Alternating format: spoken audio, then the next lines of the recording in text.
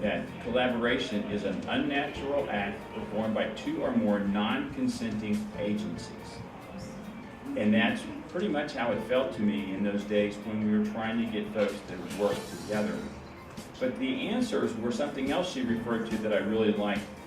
And what you're going to hear me talk about today are not going to be earth-shattering things. They're really going to be more of what she called BFOs, blinding flashes of the obvious. Because it's stuff you already know, most of it. And before I go any further, I want to take a minute to say, because our agency, like others, are looking at WIOA and saying, where are we going with this? And one of the things with the V3 program came about in 2010. Well, it started in 2010 from an executive order from Governor McDonald, who charged the Virginia Department of Veteran Services to take a look at the issue of veterans' unemployment and employment services being offered at the time, and to come up with a way to address and mitigate a potential unemployment crisis among Virginia's veterans. We looked around the state and we realized that there were a lot of services that were out there to help veterans, to work with them on their resume writing, to work with them on their interview skills, Dress for Success, all very important programs. In my mind, that means telling you about changes that we have in place, things that we're pursuing, we want to have in place that will take us to the next level of service. Okay, so I want to hit on three areas. One is short-time compensation. The other is SIDES, the State Information Data Exchange System. And then you may not have heard of this one, UIMod. This year during the legislative session, we had a couple of bills. First, let me talk about one bill that dealt with victims of spousal or domestic abuse. One of the legislators wanted an exception carved into the law that if someone had to leave their job because they were or their family members were victims of spousal or domestic abuse, that they would automatically qualify for UI benefits.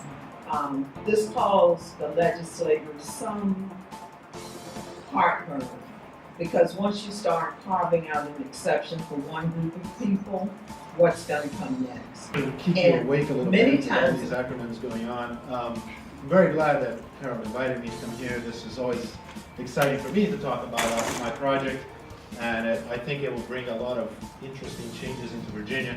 I have a couple of explanations for you guys, and then I have one very short video, and then we'll get into the bottom line of it. 2009, we got an ARA grant.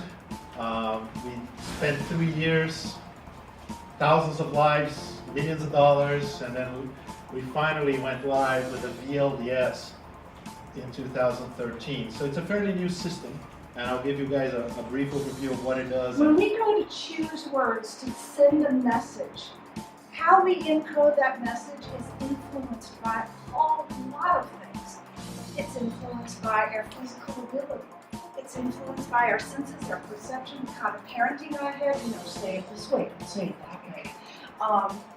The kind of connotations that you have, the education, your native culture, your second language, all of these kinds of things that wrap into making who we are, wrap into how we choose words to say things to other people. And then we translate that. WIA was also recently reauthorized as WIOA, and I'm sure that you've spoken about that a little bit today, and a lot of my remarks are going to center on that as well. We talk about taking the VEC to the next level. WIOA was recently reauthorized with a heightened emphasis on collaboration between workforce agency and a mandate for co-location. Program funds also, as you probably know, in the past couple of years, we were pretty flush with cash during the recession, and that's beginning to decline pretty precipitously.